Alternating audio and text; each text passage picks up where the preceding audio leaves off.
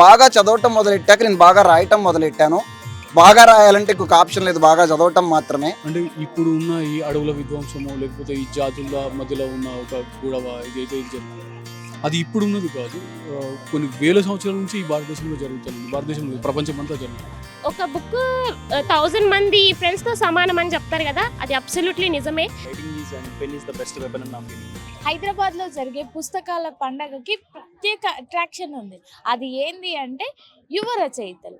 ఇప్పుడు పాతోళ్ళు రాసిన అంటే పెద్ద పెద్ద కవులు రాసిన బుక్స్ అందరూ చదువుతుంటారు, కానీ ఇప్పుడు కవులు అంటే యువ కవులు ఎందుకు పుస్తకాలు రాయాలనుకుంటున్నారో, వాళ్ళకి ఇన్స్పిరేషన్ ఏది చూసి వాళ్ళు రాయాలనుకుంటున్నారో, ఇట్లాంటి విషయాలు కనుక్కుందాం. మనం లోపలికి పోయి చాలామంది చిన్నపిల్లలతో వస్తున్నారు, చిన్నపిల్లలు చాలా బుక్స్ కొనుక్కుంటున్నారు.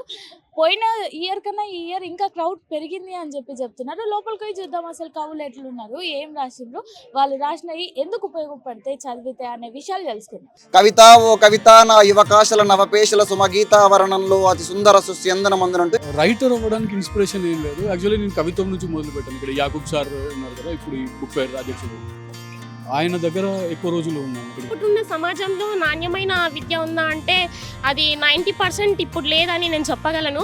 మనతో పాటు యంగ్ పోయెట్ సిద్ధార్థ్ ఉన్నారు. ఆయన ఏ పుస్తకాలు రాసిండ్రు, రాయడానికి గల కారణాలు ఏంటి, ఇట్లాంటివి అడుగుదాం. నమస్తే. హాయ్, నా పేరు సిద్ధార్థ్ కట్ట. నేను కవిని, రచయితని, ఈ మధ్యనే పబ్లిషర్ని. నా మొదటి పుస్తకం పేరు పోయిటరీ యాంథాలజీ. టైటిల్ ఒక. ముందు ఒక పోమ్ చదివి వినిపిస్తాను. టైటిల్ లోపలికి. ఇది ఒక బ్రేకప్ పోమ్. టైటిల్ లోపలికి. ఇది కొంత రాసుకునే పూట, ఏవేవో రంగులేసుకునే కళ. గాయాల మీద నడుస్తూ పోతే ఏ ఊరు వస్తుంది, తీపి సెలిపే గాలికి ఏం చెప్పాలి. ఇదేమీ వెతుకులాటల గీతం కాదు, పరామర్శల పాచికలాడేందుకు తెగిన హృదయాలకు చేతులుండవు. కన్నీళ్లకు మలుపులే గాని మజిలీల ఊసుండదు. ఏ గాలిపొర సర్రున కోసిపోతుందో అర్థం కాదు. తల తెగిపడే వరకు కత్తి పట్టుకుందెవరో బోధపడదు. ముద్దు చేసి తలుపులు తీయటమే హృదయాలకున్న జబ్బు. ముద్దు చేసి తలుపులు తీయటమే హృదయాలకున్న జబ్బు. గుండెల్లో కూర్చోబెట్టుకున్న తరువాత మనుషులు బరువు పెరుగుతారు. లోపలి సావాసగాడ విను. హృదయాలు మనుషుల్లో ఎగిరే చిట్టి పిల్లలు. వాటికి ఏడుపొస్తే అమ్మలుండరు. చీకటి గట్టు మీద కిచకిచమంటమే తెలుసు. అదో వెర్రిపాట, కన్నీళ్ళ ఊట. గాయాలవాడా నీ లోపలికి దర్జాగా నడువు.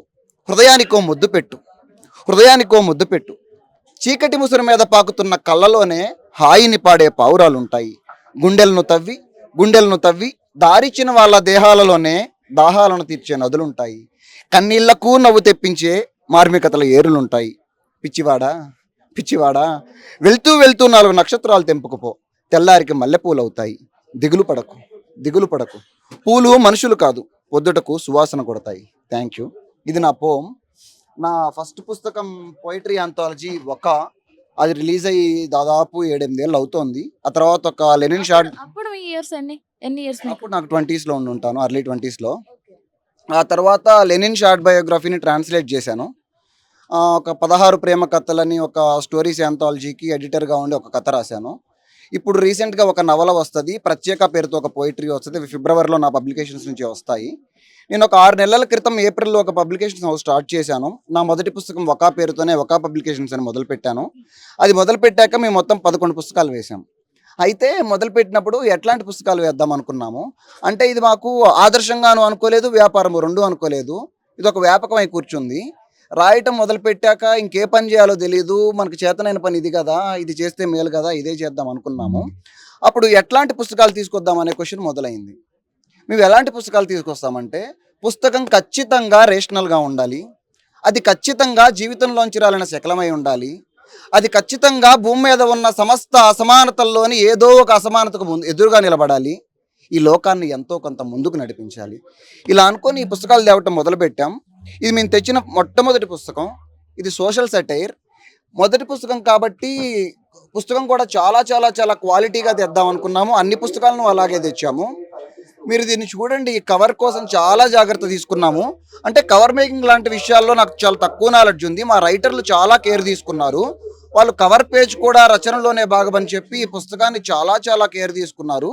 ఇది మా మొదటి పుస్తకం. 5,000 కాపీల పైగా పోయాయి ఇప్పటికే. ఖచ్చితంగా మీరు అందరూ చూడాల్సిన పుస్తకం, చదవాల్సిన పుస్తకం. టైటిల్ తిమ్మిరి బిళ్ళలు తొడపాశాలు, చక్కని సోషల్ సెటైర్, ఇది అందరూ చదవాల్సిన పుస్తకం. ఆ తరువాత ఇది పరువు. ఇది 25 ఏళ్ల క్రితం పంజాబ్లో జరిగిన పరువు హత్య. ఇప్పటికీ విక్టిమ్స్ జైల్లో ఉన్నారు, హంతకులు బయట తిరుగుతూ ఉన్నారు. ఖచ్చితంగా చదవాల్సిన పుస్తకం. ఇది చదివి బాధితుల తరపున ఒక మాట మాట్లాడాల్సిన అవసరం ఉంది, బాధితుల తరపున ఒక వాక్యం రాయాల్సిన అవసరం ఉంది. ఖచ్చితంగా ఇది చదవాల్సిన పుస్తకం. ఇది టైటిల్ జాజిమల్లి. ఇది చాలా హిట్ అయిన పుస్తకం. ఒక 13-14 ఏళ్ళ ఉంటుంది ఇది రిలీజ్ అయ్యి. ఆర్కే పబ్లిష్ చేసిన పర్స్పెక్టివ్స్ నుంచి మేము తీసుకొని ప్రింట్ చేశాము. ఇది చాలా చక్కని పుస్తకం. ఇది మన అమ్మల నోస్టాలజియా. చూడ్డానికి నోస్టాలజియాలా కనపడుతుంది, కానీ తొలితరం ఆడవాళ్ళు, తొలితరం విమెన్ చదువుకుంటున్నప్పుడు ఒక మిడిల్ క్లాస్ ఫ్యామిలీలో ఎలాంటి వాతావరణం ఉంటుంది, వాళ్ళ నోస్టాలజియా ఎట్లా ఉంటుంది, వాటివన్నీ డిస్కస్ చేస్తాయి. సరదాగా జరిగే ఈ నోస్టాలజియా వెనకాల పేట్రియార్కీ లేయర్స్ అద్భుతంగా కనిపిస్తాయి. ఖచ్చితంగా చదవాల్సిన పుస్తకం ఇది. ఇది తెలుగులో చాలా పుస్తకాలు వస్తున్నాయి ఈ మధ్య. సోషల్ మీడియాలో, ఇన్స్టాగ్రామ్లో పాపులర్ అయిన పుస్తకాలని, పాపులర్ అయిన రచనని అదే సాహిత్యం అని అనుకుంటున్న కాలం ఇది. అది కాదు సాహిత్యం, అది కాదు రచన, వాళ్ళు కాదు రచయితలు. లోపల చాలామంది రచయితలు ఉన్నారు. నేను ఛాలెంజ్ చేస్తున్నాను, స్వాతి కుమారి అంత అందంగా, స్వాతి కుమారి అంత మంచి టెక్నిక్తో కథ చెప్పే వాళ్ళని మీరు వెతకండి, జల్లడబట్టండి, 4-5 దొరుకుతారు. మీరు క్వాలిటీ ఉన్న తెలుగు కథ కోసం వెతికినా, స్వాతి కుమారి కోసం వెతికినా ఒకటే రిజల్ట్ కనపడుతుంది. ఈ కథలను చదవండి. ఖచ్చితంగా మీరు చాలా ఎంజాయ్ చేస్తారు. చాలా సాంత్వన దొరుకుతుంది మీకు. చాలా మంచి పుస్తకం ఇది. పల్నాటి కథలు. ఇవి వర్కింగ్ విమెన్ గురించి డిస్కస్ చేస్తాయి. వర్కింగ్ విమెన్ అంటే మనం సిటీల్లో, మెట్రోపాలిటన్ సిటీల్లో చూసే వర్కింగ్ విమెన్ కాదు. మినీ టౌన్స్లో, విలేజెస్లో వ్యవసాయం చేసుకునే విమెన్, మట్టి పనులకు వెళ్ళే వాళ్ళు, కూలి పనులకు వెళ్ళే వాళ్ళు, గేదెల పనులకు వెళ్ళే వాళ్ళు, వీళ్ళంతా తమ జీవితం ఇలా అయినప్పుడు తిరిగి ఎంత న్యాచురల్గా, ఎంత సహజంగా వాటిని, వాళ్ళ ఇంటిని, వాళ్ళ ఊరిని, వాళ్ళ చుట్టుపక్కల ఉన్న ప్రపంచాన్ని నిలబెట్టుకుంటారు. సహజంగా పల్నాడు మహిళలు ఎంత తెలివిగా ఉంటారు అనేవి డిస్కస్ చేస్తాయి. గుంటూరు. ఇది పల్నాడు ప్రాంతానికి సంబంధించిన కథలు. అంటే బయట ఏమనుకుంటారంటే కృష్ణా గుంటూరుని పేపర్ భాష అని పక్కన పట్టేస్తారు.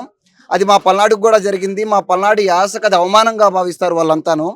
నిజంగా పల్నాడు యాస అత్యంత అద్భుతంగా ఉంటుంది, అందంగా ఉంటుంది. అది మీకు ఇందులో కనిపిస్తుంది. దీంట్లో పూర్తిగా మీకు పల్నాటి మహిళల అస్తిత్వ చప్పుళ్ళు కనిపిస్తాయి. ఇది ఖచ్చితంగా జరగాల్సిన పుస్తకం.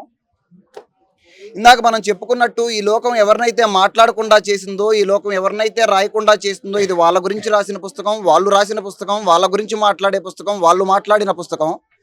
సహజంగా గుంటూరు ఏసీ కాలేజ్ అంటే చాలా ఫేమస్. అందులోంచి పలానా సీఎం వచ్చాడని, పలానా పొలిటీషియన్లు వచ్చారని, పలానా ఫేమస్ పర్సనాలిటీస్ వచ్చాయని మాట్లాడతారే కానీ మీలాంటి, నాలాంటి మామూలు మనుషుల జీవితాల గురించి మాట్లాడలేదు. ఈ పుస్తకం ఖచ్చితంగా మాట్లాడుతుంది. రచయిత పేరు ఇండస్ మార్టిన్. ఇది ఖచ్చితంగా చదవాల్సిన పుస్తకం. ఇది కూడా అదే ఇండస్ మార్టిన్ రాసిన పుస్తకం. దళిత్ పర్స్పెక్టివ్లో ఉంటుంది. ఈ లోకం అత్యంత తక్కువ మాట్లాడిన మనుషుల గురించి మాట్లాడుతుంది. కటిక పువ్వులు. ఇది ఖచ్చితంగా చదవాల్సిన పుస్తకం.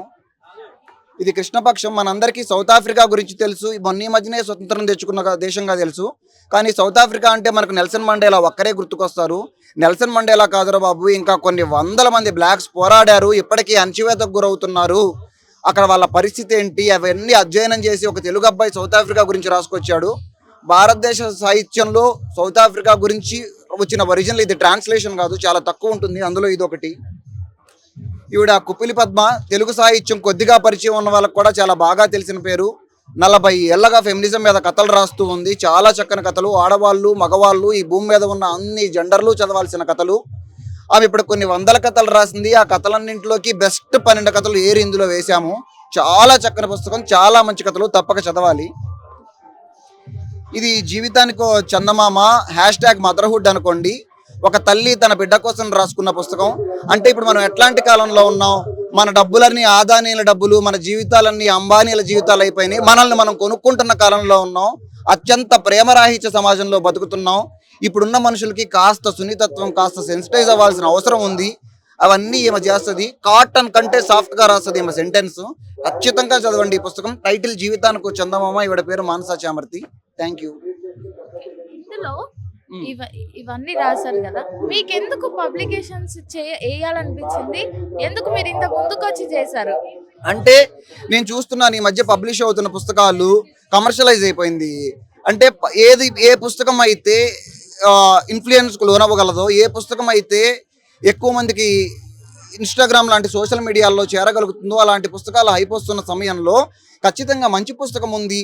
ప్రపంచంలోని ఏ భాషకు తగ్గని సాహిత్యం మనకుంది, అద్భుతమైన సాహిత్యం ఉంది. అదంతా కొత్త తరానికి పరిచయం చేయాలని, కొత్త తరానికి మంచి కథని ఎలా ఉంటుందో రుచి చూపిద్దామని, మంచి నవలను చూపిద్దామని, మంచి కవిత్వాన్ని చూపిద్దామని, ఎట్టి పరిస్థితుల్లోనూ ప్రపంచంలోని ఏ దేశానికి, ఏ ప్రాంతానికి, ఏ భాషకి తగిన అద్భుతమైన సాహిత్యం మనకుంది. ఇంత సాహిత్యం మన దగ్గర పెట్టుకొని అనవసరమైన స్క్రాప్నంతా మనం ముందుకు తెచ్చుకొని అదే సాహిత్యం అని కొత్త తరం అని అనుకుంటున్న కాలంలో ఖచ్చితంగా అది కాదు బాబు సాహిత్యం. సాహిత్యం అంటే సోషల్ మీడియాలో ఉండదు. సాహిత్యం మంచి పుస్తకంలో ఉంటుంది. పుస్తకం చదివితే మంచి ఊహ చేయగలం. మానవ జాతి మొదలైనప్పటి నుంచి, ఈ భూమి మీద తొలి మానవుడు పుట్టినప్పటి నుంచి ఈ రోజు దాకా మనం వచ్చామంటే ఎప్పటికప్పుడు సమాజాన్ని ముందుకు నడిపించే ఊహ చేస్తున్నాం. ఆ ఊహ చదవటం మాత్రానే ఆ ఊహ రోజు రోజుకి బలపడుతుందని నమ్మి పబ్లికేషన్స్లోకి వచ్చాను. ఇంకో క్వశ్చన్ ఉంది నా దగ్గర. ఎందుకు మీరు రైటర్ అయ్యారు? ఎందుకు అవ్వాలనిపించింది? అంటే ఎందుకు రైటర్ అయ్యానో తెలియదు. చిన్నప్పటి నుంచి మా ఇంటి వాతావరణం కాస్త వేరుండేది. మా ఇంటికి నేను స్కూల్ పుస్తకాలు తీసుకెళ్ళడానికి వీల్లేదు, టీవీ చూడడానికి వీల్లేదు. వీలైతే ఆడుకోవాలి, ఆడుకోవడంతో పే పని చేయకూడదు. దానికి తోడు ఇంట్లో ఖచ్చితంగా మేము న్యూస్ పేపర్ చదవాలి. న్యూస్ పేపర్ చిన్నప్పటి నుంచి చదువుతూ ఉండటం, ఈ లోకాన్ని చూస్తూ ఉండటం, అప్పుడప్పుడు పుస్తకం చదువుతూ ఉండటం వల్ల ఈ ప్రపంచం పట్ల కొద్దిపాటి అవగాహన అయితే ఉంది. నేను నా బీటెక్ అయిపోతూ ఉన్న సమయంలో ఒకరోజు ఎప్పుడో ఇట్లా ఫేస్బుక్ స్క్రోల్ చేస్తూ ఉంటే ఒక పోమ్ ఏదో చూశాను. దాన్ని పోమ్ అంటారని కూడా నాకు తెలియదు. సరేరా ఇదేదో బాగుంది, మనం కూడా ట్రై చేద్దామని తెచ్చుకొని ట్రై చేశాను. ఒకసారి ఫస్ట్ శ్రీశ్రీ మహాప్రస్థానం తెచ్చుకున్నాను. కవిత ఓ కవిత నా యువకాశల నవపేశల సుమగీతావరణంలో అతి సుందర సుస్యందన మందునంటూ ఇట్లేదో ఉంది. నాకు అర్థం కాలేదు. సరే కదా అని కూర్చొని నేను రాయటం మొదలుపెట్టాను. అత్యంత దారుణంగా రాసేవాడిని తొలి రోజుల్లో. అప్పుడు చాలా ఎంకరేజ్ చేశారు. వాళ్ళకి తెలుసు ఎవరిని ఎంకరేజ్ చేయాలో, ఎలా రాపించాలో. నా సీనియర్లు కొద్దిమంది ఉన్నారు. నాకు చాలా చాలా చాలా చాలా మంచి పుస్తకాలను సజెస్ట్ చేసి నా చేత చదివించారు. బాగా చదవటం మొదలెట్టాక నేను బాగా రాయటం మొదలెట్టాను. బాగా రాయాలంటే ఇంకొక ఆప్షన్ లేదు, బాగా చదవటం మాత్రమే. ఇప్పుడు మనతోటి హిడింబి పుస్తకం రాసిన సూఫీ గారు ఉన్నారు. ఆయనతో మాట్లాడదాం. అన్న నమస్తే. నమస్తే. మీరు రాసిన పుస్తకం పేరు చెప్పండి, ఎప్పుడు రాసిండ్రు, ఎందుకు మీరు అసలు రైటర్ అవ్వాల్సి వచ్చింది, ఇట్లాంటి విషయాలు చెప్పండి మాకు. నేను రాసిన పుస్తకం ఈ సంవత్సరం అయితే హిడింబి. దీనికి ముందు ఇంకా 2-3 పుస్తకాలు ఉన్నాయి అండ్ ఒక ట్రాన్స్లేషన్ ఇట్లాంటివి. అండ్ హిడింబి ఎందుకు రాయాల్సి వచ్చింది అంటే అది ఒక మిథలాజికల్ ఫిక్షన్ అనుకుంది. అంటే ఇప్పుడు ఉన్న ఈ అడవుల విధ్వంసము లేకపోతే ఈ జాతుల మధ్యలో ఉన్న ఒక గొడవ ఇది జరుగుతుంది. అది ఇప్పుడు ఉన్నది కాదు. కొన్ని వేల సంవత్సరాల నుంచి ఈ భారతదేశంలో జరుగుతుంది. భారతదేశంలో ప్రపంచం అంతా జరుగుతుంది. వేరు ప్లేసుల్లో బ్లాక్స్ కావచ్చు, లేకపోతే ఆఫ్రికన్ కంట్రీస్ కావచ్చు. ఇక్కడ ఉన్న ఇది ఏంటంటే గిరిజనులంతా అసురులు అనే పేరు మీద, లేకపోతే వాళ్ళ రాంగ్ ఇంటర్ప్రిటేషన్, వాళ్ళని నరమాంస భక్షకులుగా, వాళ్ళని చెడ్డవాళ్ళుగా చూపించాం, రాక్షసులుగా చూపించాల్సి వచ్చింది. అండ్ ఈవెన్ ఇప్పటికీ ఆ జాతుల కొనసాగింపులు ఉన్నాయి. బిల్లులు ఉన్నారు, కోయలు ఉన్నారు, కోతులు ఉన్నారు. అంటే మన వానర జాతి అని చెప్తాం కదా, యాక్చువల్లీ వాళ్ళు గిరిజనులు, అంటే వాళ్ళది ఒక తెగ. సో ఇవన్నీ విడిగా మనం ఎట్లాగా వాళ్ళని రాక్షసులుగా, చెడ్డవాళ్ళుగా, ఏదో నరమాంస భక్షకులుగా చూసాం. అది కరెక్ట్ కాదనిపించింది. అంటే దాన్ని మన చరిత్ర లోపల ఉన్నదాన్ని మళ్ళీ మనం ఓపెన్గా చెప్పుకోవడం అవసరం అనిపించింది. సో దాన్ని ఇప్పటి పరిస్థితులకు అనుగుణంగా ఉండేలాగా నేను హిడింబిని తీసుకున్నాను. ఎక్కడైతే అడవిని మనం ఒక దాక్కొని ఉండే ప్లేస్ గానో, లేకపోతే అడవిని ఓన్లీ చెట్లు ఉండే ప్లేస్ గానో చూస్తున్నాం. అడవుల్లో కొన్ని లక్షల మంది ఆదివాసులు ఇప్పటికీ ఉన్నారు. ఆ జాతులు ఇప్పటికీ నడుస్తూనే ఉన్నాయి. సో వాళ్ళ కోసం మిగిలిన జనాలు, మన నాగరిక ప్రాంతం అంతా కూడా వాళ్ళని చెడుగా అనుకోకుండా ఉండడం కోసమైనా ఏదైనా ఇదే చేయాలనిపించింది. యాక్చువల్లీ నేను అనుకున్న స్టోరీకి అది అవసరం కాబట్టి దాన్ని కూడా తీసుకొని, అండ్ మైథాలజీ మీద ఉన్న భ్రమలు కూడా చాలా ఉన్నాయి. సో వాటిని కూడా కొంతవరకు తప్పించగలుగుతాం అనిపించింది. సో అది తీసుకోండి. మీరు రైటర్ అవ్వడానికి ఎవరిని చూసి ఇన్స్పైర్ అయినరు? రైటర్ అవ్వడానికి ఇన్స్పిరేషన్ ఏం లేదు. యాక్చువల్లీ నేను కవిత్వం నుంచి మొదలు పెట్టాను. ఇక్కడ యాకూబ్ సార్ ఉన్నారు కదా, ఇప్పుడు ఈ బుక్ ఫెయిర్ అధ్యక్షులు, ఆయన దగ్గర ఎక్కువ రోజులు ఉన్నాను. ఇక్కడికి హైదరాబాద్ మొదటి నుంచి, చిన్నప్పటి నుంచి పుస్తకాలు చదవడం ఉండేది. ఆయన దగ్గరకు వచ్చిన తర్వాత కవిత్వం మొదలైంది.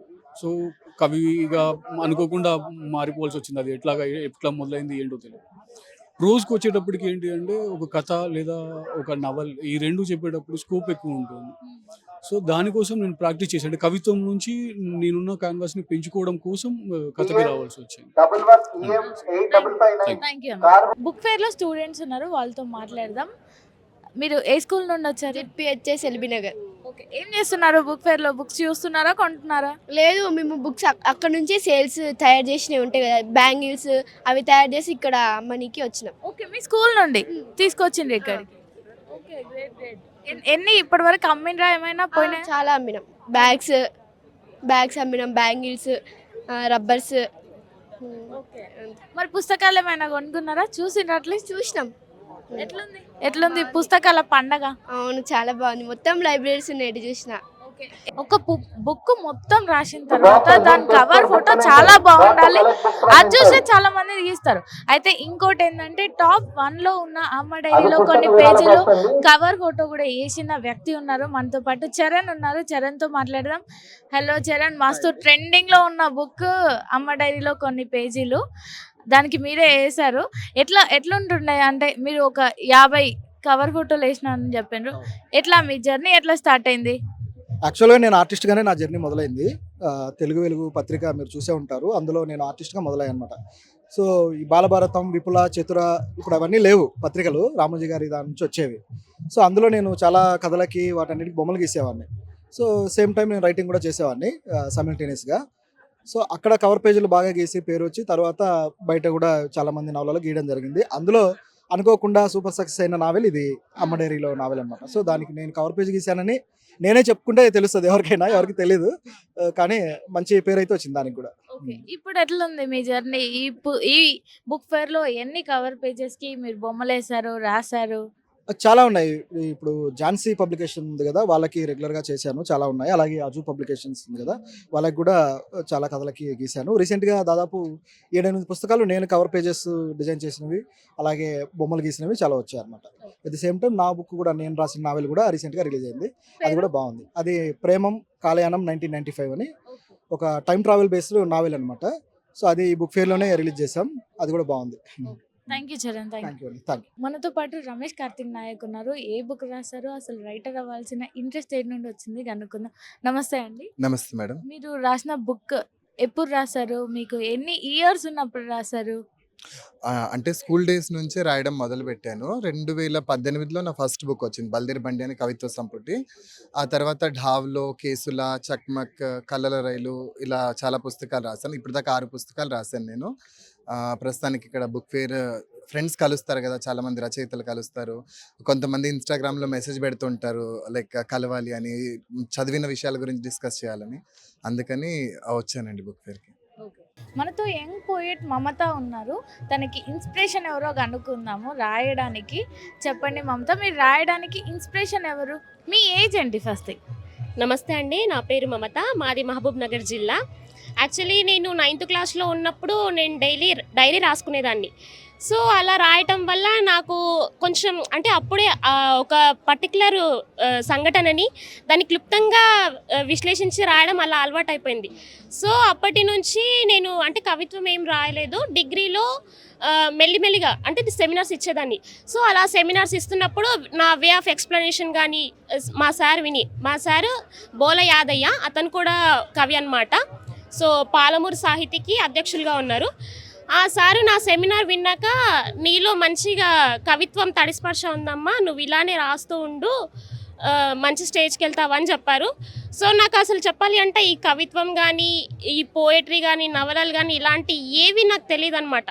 సో నా ఎక్స్ప్లెనేషన్ విన్నాక మా సార్ ఉండేసి అలా చెప్పేసరికి, సరేలే ఏముంది, మనం ఎలాగో డైరీ రాసేవాళ్ళం కదా, సరేలే రాద్దామని చెప్పేసి ఏదైనా ఒక సంఘటనను తీసుకొని దాన్ని క్లుప్తంగా వివరించి రాయడం అలా చేస్తూ ఉంటే, సో అలా మెల్లిమెల్లిగా ఇట్లా కవిత్వం ఉంటుంది, పోయట్రీ ఉంటుంది, నవల ఉంటుంది, ఇలా ఉంటుంది లిటరేచర్ అనేది నాకు అప్పుడు అర్థమైంది. సో అదే ఇంట్రెస్ట్తో నేను ఇప్పుడు తెలుగు సాహిత్యానికి వచ్చాను. నేను ఇప్పుడు పీజీ సెకండ్ ఇయర్ చేస్తున్నాను వీరనారి చాకలి ఐలమ్మ మహిళా విశ్వవిద్యాలయంలో. సో ఇప్పుడు ఈ ఫీల్డ్కి వచ్చాక నేను చాలా కొత్త విషయాలు నేర్చుకున్నా అని చెప్పొచ్చు. ఎందుకంటే కొత్త వాళ్ళని కలవడం, కొత్త వాళ్ళతో కమ్యూనికేట్ అవ్వడం, నన్ను నేను ఇంప్రూవ్ చేసుకోవడం, సెల్ఫ్ మోటివేట్ అవ్వడం, ఈ సాహిత్యం వల్ల అంటే ఒక బుక్ 1000 మంది ఫ్రెండ్స్తో సమానం అని చెప్తారు కదా, అది అబ్సల్యూట్లీ నిజమే. ఎందుకంటే ఒక పర్సన్ యొక్క డిఫరెంట్ మైండ్ సెట్ని మనము బుక్స్లో చదివి ఓకే ఆ పర్సన్ యొక్క మైండ్ సెట్ని చదవడం తెలుసుకోవచ్చు. చెప్పాలి అంటే ఇప్పుడున్న సమాజంలో నాణ్యమైన విద్య ఉందా అంటే అది 90% ఇప్పుడు లేదని నేను చెప్పగలను. ఎందుకంటే ఎదురైన సంఘటనలు కానీ లైక్ మా డిగ్రీ కాలేజ్లోనే రాస్తుంది అంటే ఏం రాస్తుందిలే అమ్మాయి అని చెప్పేసి నన్ను డిస్క్రిమినేషన్ చేసిన వాళ్ళు ఉన్నారు మా సార్ వాళ్ళ లోపట. సో అలా అంటే కొంతమంది అక్కడక్కడ ఉంటారు, అందరని నేను చెప్పలేను. సో అలా అంటే ఒక పాజిటివ్ ఉన్న చోట డెఫినెట్గా నెగిటివ్ ఉంటుంది. ఆ నెగిటివ్ని మనం ఇంప్రూవ్ చేసుకోవడానికి వాడుకుంటే మనం ఏదైనా అచీవ్ చేయగలం. సో మనల్ని మనం ఇంప్రూవ్ చేసుకుంటూ ముందుకెళ్ళాలని అందరికీ కోరుకుంటున్నాను. మీ ఫేవరెట్ బుక్ ఏంటి? నా ఫేవరెట్ బుక్ అంటే నా పేరు భగత్ సింగ్. చాలా బాగుంది బుక్. అది మా బాల పబ్లికేషన్లో ఉండడం చాలా హ్యాపీ. ఎందుకంటే చాలామంది రాస్తుంటారు లైక్ ఒక హిస్టరీ గురించి రాస్తుంటారు, బట్ ప్రాపర్ ఇన్ఫర్మేషన్ అనేది మనకు దొరకదనమాట. బట్ నా పేరు భగత్ సింగ్లో మాత్రం భగత్ సింగ్ లైఫ్ స్టోరీ అనేది ఒక వై ఐఎమ్ అన్ ఎథిస్ట్ అని చెప్పేసి ఇంగ్లీష్లో 40 pages బుక్ ఉంటుంది. ఆ బుక్ నుంచి ట్రాన్స్లేట్ చేసేసి మనకి వేసారనమాట. సో అందులో ఏంటంటే జైలు లోపటి వరకు మాత్రమే ఉంటుంది కదా, ఇందులో ఆఫ్టర్ జైలు వాళ్ళ పేరెంట్స్కి ఫ్రెండ్స్కి లెటర్స్ రాయడం అలా ఇంక్లూడ్ చేసి రాశారనమాట. అంటే చదివే పర్సన్కి ఫుల్ ఇన్ఫర్మేషన్ అందించాలి అనే దాంతో బుక్ వేశారు. బుక్ బాగుంది, నేను మస్ట్ సజెస్ట్ చేస్తాను ఆ బుక్. మనతో పాటు నాగసుమంత్ ఉన్నారు. ఆయన ఇంగ్లీష్ రైటర్. ఇంగ్లీష్లో ఒక బుక్ రాసిండు. ఆ బుక్ ఏందో కనుక్కుందాం ఒకసారి. మీ బుక్ గురించి ఒకసారి ఎక్స్ప్లెయిన్ చేయగలుగుతారా? సో అంటే బుక్ టైటిల్ చూసినట్టయితే మనకి ఇప్పుడు house wise and what's of human life కదా. ఇప్పుడు ఒకవేళ మీరు మనకి తెలుగు సినిమా బాబు మోహన్ గారి డైలాగ్ ఉంది కదా, లైక్ ఎందుకు ఏమిటి ఎలా అని. సో నేను టైటిల్ గురించి ఆలోచించేటప్పుడు నా బుక్ అంతా సమ్మరైజ్గా చేయాలంటే నాకు అది సిమిలర్గా అనిపించింది. సో ఈ బుక్ ఏంటంటే మన బేసిక్గా నేను ఇన్స్పిరేషన్ ఎక్కడి నుంచి తీసుకున్నానంటే, ఇప్పుడు చాలామంది బయట చూస్తే యంగ్ స్టూడెంట్స్ సూసైడ్ చేసుకోవడం కానీ, లేకపోతే లైఫ్ ఏం చేయాలో తెలియక బేసిక్గా లైఫ్ ఒక వాల్యూ తెలియకుండా ముందుకెళ్ళిపోవడం, సూసైడ్ చేసుకోవడం, లేకపోతే ఇట్లా పరువు హత్యలు ఇలాంటివన్నీ జరుగుతున్నాయి కదా. సో అవన్నీ చూసినప్పుడు లైక్ జీవితం అంటే విలువ లేకుండా ఇలా అంతా చేస్తున్నారు అన్న థాట్ నుంచి వచ్చింది. సో ఈ బుక్లో ఏంటంటే మన లైఫ్ స్టార్టింగ్ నుంచి లైక్ బర్త్ నుంచి, సో దేవుడు అనే కాన్సెప్ట్ని కూడా దేవుడులా కాకుండా ఒక డిఫరెంట్ అప్రోచ్లో తీసుకున్నాను. అంటే దీంట్లో spirituality, astronomy, like physics, so మొత్తం ఎవ్రీథింగ్. అంటే నేను స్కూల్లో సైన్స్లో 10th క్లాస్ 9th క్లాస్లో చదివినవి, నేను లైఫ్లో చూసినవి అన్నీ కలిపి స్టార్టింగ్ నుంచి ఎండ్ వరకు, అంటే మన పుట్టుక నుంచి డెత్ వరకు మనం ఎలా బతకాలి అంటే ఆబ్వియస్లీ నా పర్స్పెక్టివ్, ఒక్కొక్కరికి ఒక పర్స్పెక్టివ్ ఉంటుంది. ఇంగ్లీష్లో రాయడానికి కారణం ఏంది? ఇంగ్లీష్లో రాయడానికంటే అంటే ఫస్ట్ నేను కంఫర్టబుల్గా ఇంగ్లీష్లో రాశాను. ఇప్పుడు దీన్ని తెలుగులో కన్వర్ట్ చేద్దాం ట్రై చేస్తున్నా, కానీ నాకు ఎగ్జాక్ట్ వర్డ్స్ దొరకట్లేదు. సో అది కొంచెం ఆలోచించి, అంటే బేసిక్గా చిన్నప్పటి నుంచి ఇంగ్లీష్లో చదువుకొని ఇంకా అది అట్లా ఇంగ్లీష్లోకి వచ్చేసింది. మనతో ఇంకో రైటర్ ఉన్నాడు శరత్. ఆయన ఏం పుస్తకాలు రాశాడు, ఎట్లా ఎవరిని చూసి ఇన్స్పైర్ అయ్యారో మనం ఒకసారి అడుగుదాం. హలో శరత్, హాయ్ అండి. మీరు రాసిన పుస్తకాలు ఏంటి? నేను 2 books రాశానండి. ఫస్ట్ బుక్ ఈజ్ తిమ్మిరిబెళ్ళలు తొడపసాలు. అది మై ఫ్రెండ్ మెట్లాతో కలిసి రాశాను. It's a collaboration. And Charan అనే అతను బొమ్మలు వేశారు దానికి. And this is that book. So this is a social satire and many societal topics like casteism, religious fundamentalism and patriarchy, వాటి మీద మా ఒపీనియన్ చెప్పాము బలంగా. సెటైర్ అనేది ఒక వెపన్గా వాడాము దీంట్లో. అండ్ సెకండ్ బుక్ ఈరోజే రిలీజ్ అయింది. మై సెకండ్ బుక్ ఈజ్ కుటుంబీకుల కొండాటకం. ఇది ఒక పిట్ట కథలాగా రాశాను. ఒక అపార్ట్మెంట్లో దేవుడి చుట్టూ జరిగే ఒక మేనియా, ఒక గొడవ గురించి ఇది స్టోరీ డీల్ చేస్తుంది. 80 పేజీ ఆఫ్ స్టోరీ. ఇది ఒక పిట్ట కథ అని జాన్రా పెట్టుకున్నాను నేను దీనికి. So these are my 2 books. మీరు రైటర్ అవ్వడానికి ఇన్స్పిరేషన్ ఎవరు? ఇన్స్పిరేషన్ ఒక పర్సన్ ఎవరు లేరండి. అండ్ నేను యూపీఎస్సీ ప్రిపేర్ అవుతున్న టైంలో సొసైటల్ ఇష్యూస్ గురించి తెలుసుకున్నప్పుడు, ఆ సోషల్ అవేర్నెస్ వచ్చినప్పుడు, సోషల్ అవేకనింగ్ వచ్చినప్పుడు ఐ థాట్ ఆఫ్ రైటింగ్ అనమాట. అప్పుడు నా ఆప్షనల్ సబ్జెక్ట్ తెలుగు సాహిత్యం. సో ఆ కథల వైపు నా ఆలోచన మళ్ళింది. So I think writing is and pen is the best weapon అని నా ఫీలింగ్. మీ ఫేవరెట్ బుక్ ఏంటి ఈ రెండు కాకుండా? ఈ రెండు ఆఫ్ కోర్స్ నా ఫేవరెట్ బుక్ అంటే Antarani Vasantham is my favourite book. And Keshava Reddy గారి నవల్ అన్న చాలా ఇష్టం. మనతో పాటు ఇంకో రైటర్ సాహితీ ఉన్నారు. తను రాసిన బుక్ ఏందో కనుక్కుందాం ఒకసారి. హలో. హాయ్, హలో అండి. మీరు రాసిన బుక్ గురించి చెప్పండి మాకు. ఐఎమ్ కృష్ణ సాహితి అండి. నేను రాసిన బుక్ ఒక బొమ్మ బరుసు అనేసి రాశాను. It's a new age love thriller అండి. అంటే నేను ఎందుకు ఇది రాశానంటే ఇన్ మై ప్రొఫెషన్ నేను చాలా డిఫరెంట్ పీపుల్తో మాట్లాడుతూ ఉంటాను, రకరకాల స్టోరీస్ వాళ్ళ బాధలు వింటూ ఉంటాను. సో మనం ఉండే వర్క్ జోన్లో మన లైఫ్ స్టైల్లో చాలా బిజీగా ఉంటాము. So we don't see what is happening in, అంటే ఇంకా డిఫరెంట్ స్టోరీస్ ఏముంటాయి, ఇలా కూడా జరుగుతుందా అని మనం అనుకుంటాం ఏదైనా కథ. అలాంటి కథ ఇది. మన చుట్టూనే ఇలా ఇలా people are suffering with this sensitive issues అని అనిపించే కథలాగా రాశాను. నేను యాక్చువల్లీ బుక్ ఫేర్ స్టార్ట్ అయినప్పుడే ఈ బుక్ లాంచ్ అయింది and we sold over 700 books already. చాలా మంచి రివ్యూస్ వచ్చాయి. ఒక కొత్త జనరేషన్ స్టోరీ అనేసి we really got beautiful reviews already. ఈ బుక్ ఎందుకు చదవాలి అని నేను చెప్తాను అని అంటే, ఇంకో కొత్త కోణం నుంచి ఒక లవ్ స్టోరీ చూడొచ్చు మీరు. అంటే ఇప్పటిదాకా నేను కామెంట్ చేయట్లేదు కానీ ఒక రెగ్యులరైజ్డ్ ప్యాటర్న్ కాకుండా ఒక different story, it is also a normal thing అని చెప్పడానికి రాసిన కథ ఇది. అందరూ చదవాలి, యంగ్స్టర్స్ చదవాలి, పెద్దవాళ్ళు చదవాలి. చదివితే ఈ అవగాహన అన్నది వస్తుంది. మనకు ఆల్రెడీ ఉన్న ఒక ఒపీనియన్ మారే ఛాన్స్ ఉంటుంది, అందుకని రాసిన కథ ఇది. It is very beautiful and I'm so happy. చాలా పెద్ద పెద్ద వాళ్ళు చదివి కూడా రివ్యూస్ ఇచ్చారు, యంగ్స్టర్స్ రివ్యూస్ ఇచ్చారు, ఆల్ జానర్ ఆఫ్ పీపుల్, అంటే డిఫరెంట్ ఏజ్ గ్రూప్స్ పీపుల్ కూడా చాలా మంది ఇచ్చారనమాట. I'm so happy for this. ప్రతి ఒక్కళ్ళు చదవాల్సిన బుక్. అంటే నా బుక్ అని నేను ఇంత చెప్తున్నానని కాదు, ఐఎమ్ సీయింగ్ రెస్పాన్స్ ఆల్సో. నేను యాక్చువల్లీ భయపడ్డాను బుక్ గురించి ఏమవుతుందని, but we got beautiful reviews. So this is about the book. మీరు రైటర్ అవ్వడానికి ఇన్స్పిరేషన్ ఎవరు మీకు? నేను ఫస్ట్ చదివిన బుక్ యండమూరి గారి బుక్ చదివాను అనమాట. So he is my inspiration. Yandamoori Veerendranath గారి ప్రతి పుస్తకం నేను చదివాను. సో మీ ఫేవరెట్ బుక్? నా ఫేవరెట్ బుక్ వచ్చేసి అంతర్ముఖం. It is so emotional. ఒక మనిషి పడే బాధ, వేదన అందులో చాలా ఉంటుంది. So that is an amazing book. అంటే నేను ఇంటర్లో క్లాస్లో కూర్చొని చదువుతూ ఏడ్చేసిన పుస్తకం అనమాట. So one of the beautiful book Yandamoori గారిది. He is my inspiration. నేను రాసిన ఫస్ట్ సెకండ్ నుంచి నేను ఆయననే తలుచుకుంటూ రాశాను, థ్యాంక్ యూ యండమూరి గారు, without you I'm not this అనేసి. థ్యాంక్ యూ సో మచ్ ఆ విషయంలో యండమూరి గారికి. థ్యాంక్ యూ అండి, థ్యాంక్ యూ. మనతో ఇంకో రైటర్ ఉన్నారు, కొండలరావు గారు ఉన్నారు. ఒకసారి మాట్లాడదాం, తను రాసిన బుక్స్ ఏందో తెలుసుకుందాం. హలో అండి, మీరు రాసిన పుస్తకాల గురించి చెప్పండి మాకు. నమస్తే అండి, నా పేరు కొండలరావు అడ్డగల్ల. కేఆర్ పబ్లికేషన్స్ అని స్టాల్ నెంబర్ 237 అండి. ఇక్కడ కేఆర్ పబ్లికేషన్స్ అనేది మేము 2022లో, అలానే నేను 2020 నుంచి ఒక 7 పుస్తకాలు రాశాను. అలానే కమిటీ కుర్రోలు సినిమాకి నేను మాటల రచయితని. సో నేను రాసిన పుస్తకాలు బేసిక్గా ఏంటంటే వాస్తవికం, సిరాయి చప్పుళ్ళు, బ్రతికెరిగిన బాటసారి అనే కవిత్వాలు, వచన కవిత్వాలు రాశాను. ఆనెలు చురకలు అనే కొటేషన్స్ రాశాను. అండ్ కలకథలు అని చెప్పేసి షార్ట్ స్టోరీస్ రాశాను. అండ్ రీసెంట్గా ఒక 4 days బ్యాక్ మనలోనే శ్రీనివాస్ అనే నవల రాశాను అనమాట. సో ఆ నవల ఆధారంగా సిరీస్ ఆఫ్ బుక్స్ అండి అవి, ఒక 7 series ఆఫ్ బుక్స్ అవి. సో మనలోనే శ్రీనివాస్ అనేది ఫస్ట్ బుక్ దాంట్లో. మీరు రైటర్ అవ్వడానికి ఇన్స్పిరేషన్ ఎవరు? పర్టికులర్గా ఇన్స్పిరేషన్ అంటూ ఒక్కరు లేరండి. సమాజంలో మనం చాలా చూస్తుంటాం, ఈవెన్ మీరైనా, ఆయనైనా, నేనైనా చాలా విషయాలు గ్రహిస్తూ ఉంటాం. కొంతమంది పేపర్ మీద పెడతారు, కొంతమంది మనసులోనే ఉంచుకుంటారు. నాలాంటి వాళ్ళు అక్కడక్కడ పుస్తకాల వరకు తీసుకొస్తారు, ఇంతేనండి. అంతకుమించి ఇన్స్పిరేషన్ గొప్పగా ఏం లేదు. మీకు అంటే ఇప్పుడు మీ ఏజ్ ఎంత ఉంటుంది? నా ఏజ్ 28 అండి. 7 బుక్స్ రాశారు, చాలా గుడ్. సినిమాలోకి ఎట్లా మరి?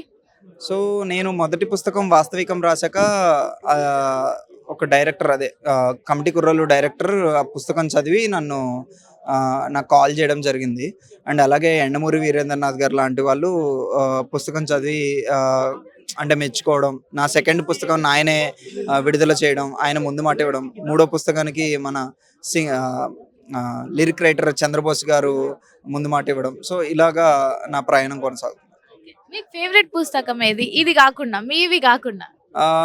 నా ఫేవరెట్ బుక్ వచ్చేసి పోయిటరీలో అయితే శ్రీశ్రీ గారి మహాప్రస్థానం, ఇంకా అతడు అడవిని జయించాడు అని చెప్పేసి కేశవరెడ్డి గారి నవల, అమరావతి కథలు. సో ఈ 3 ఆర్ నా ఫేవరెట్. ఇది మన పుస్తకాల పండగలో ఉన్న యంగ్ రైటర్స్. ఇంకా చాలా మంది ఉన్నారు, కానీ అందరినీ మనం ఇంట్లో బంధించలేం కదా, అందుకనే కొంతమంది చూపించిన ఇంకా చాలా మంది ఉన్నారు. అందరూ బుక్ ఫేర్కి రండి, హ్యాపీగా బుక్స్ కొనుక్కోండి, వెళ్ళండి.